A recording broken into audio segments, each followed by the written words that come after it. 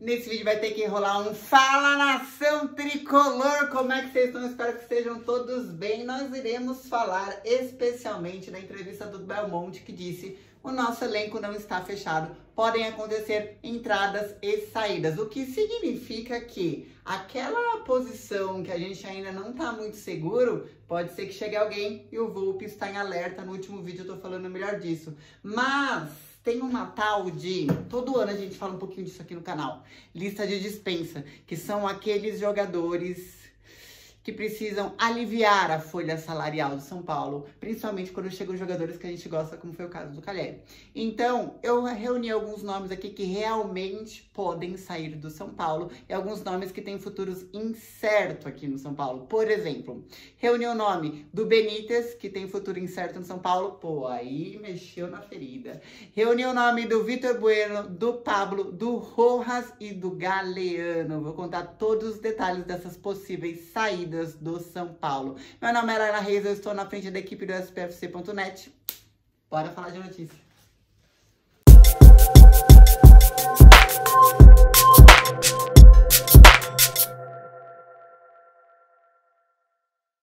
Galera, antes da gente começar a falar do Benítez, que eu sei que é o nome que você tá assim, Laila, como assim o Benítez tem um futuro incerto no São Paulo? Calma, antes de falar disso, a gente vai falar da entrevista do Belmonte, que foi pro canal do Nicola. E daí o Nicola perguntou: e aí, essa história do Marcelo, do ex-Grêmio, que nem dava pra vir porque a janela já tava fechada, significa que tá pra vir goleiro, significa que tá pra vir alguém? E o Belmonte falou: sim, podem chegar mais reforços ao São Paulo ainda na temporada de 2021, embora já estejamos olhando a de 2022.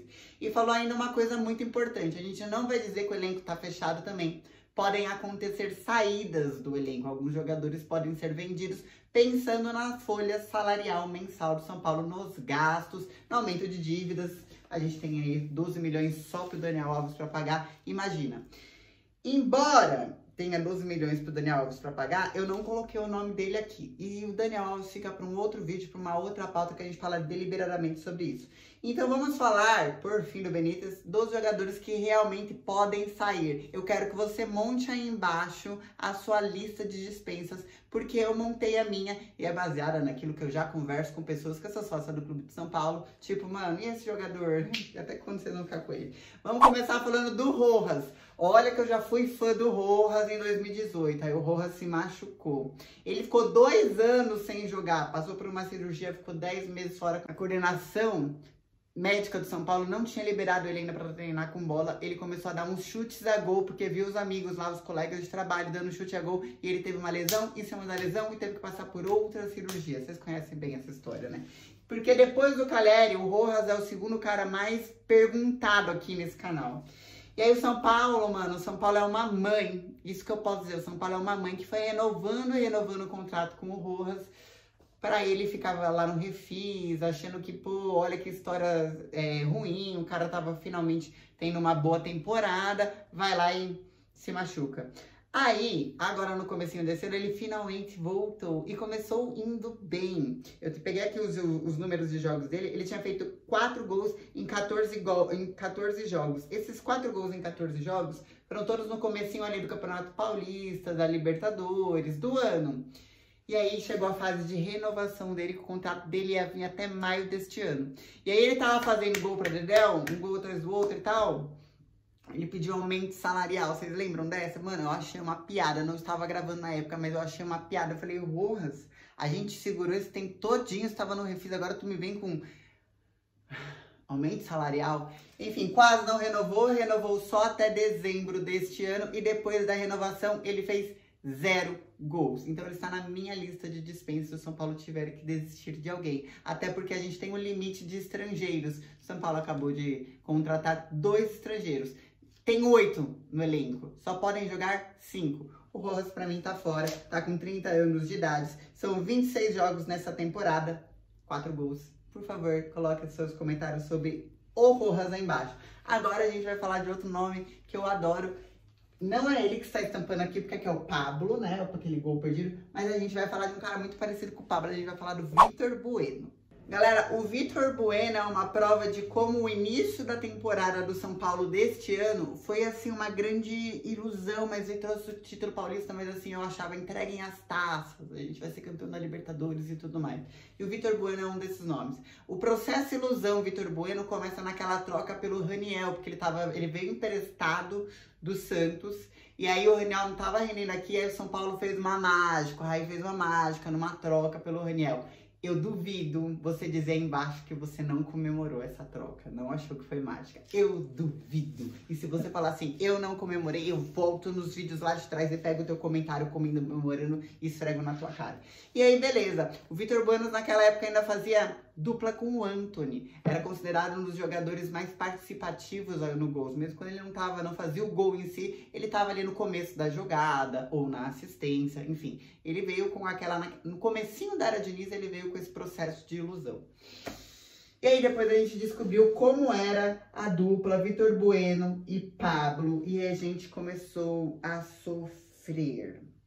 Eu tenho um dado aqui que fala até maio deste ano, que foi o Vitor Bueno, no ano passado ele precisou de 45 jogos para fazer 4 gols, e até maio deste ano, em 2021, ele precisou de apenas 4 jogos para fazer 4 gols. Então, assim, o cara tava na crista da onda. Ele foi considerado no Campeonato Paulista o jogador com melhor pontaria que tinha. Você tem noção, mano? Do Campeonato Paulista. Quer dizer, tinham todos do Campeonato Paulista e ele era o cara com a melhor pontaria. Ele enxergava melhor gol. Ele fazia a bola chegar melhor no gol. Mano, como que pode? Era o Vitor Bueno. Aí você pensava, mano, esse ano tá mamão com açúcar. Se o Vitor Bueno tá indo bem, o que será desse ano? Só que depois disso, ele sofreu um processo Rojas. Um processo, assim, tipo... Depois de maio, o Rojas renovou em maio. No caso, o Vitor Bueno, assim... Depois que a gente conquistou o Paulista, o Vitor Bueno lembrou que ele era o Vitor Bueno. E daí, meu... Já tem aí um total de 45 jogos e nunca mais foi o mesmo. Como vocês podem lembrar de tantos jogos, mas de tantos gols perdidos do Vitor Bueno, mas de tantos lances perdidos, mas de tantos jogos importantes. Por exemplo, esse último jogo que a gente teve na Libertadores, eliminado pelo Palmeiras, um jogo antes, eu não me lembro, vocês vão saber no comentário melhor, o Vitor Bueno fez um gol. E ali naquele momento eu pensei, lascou, porque o Crespo tá usando ele de centroavante e vai eu confiar nele na Libertadores contra o Palmeiras. E dito e feito, e aconteceu o que aconteceu. Então, assim, na minha lista de dispensa tem Vitor Bueno, que tem contrato até 2023 com o São Paulo. Agora a gente vai falar do artilheiro do ano, do Pablo. E qualquer outro torcedor de qualquer outro time está pensando, nossa, mas na lista de dispensa deles está o Pablo? Como assim? Ele é o artilheiro do ano, ele tem 13 gols no ano.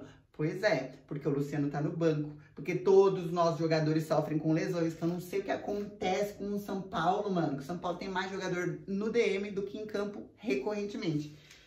O Pablo chegou por seus 26 milhões em 2019, que tinha vindo de uma temporada que eu fiz questão de anotar aqui no Furacão de 18 gols em 51 jogos.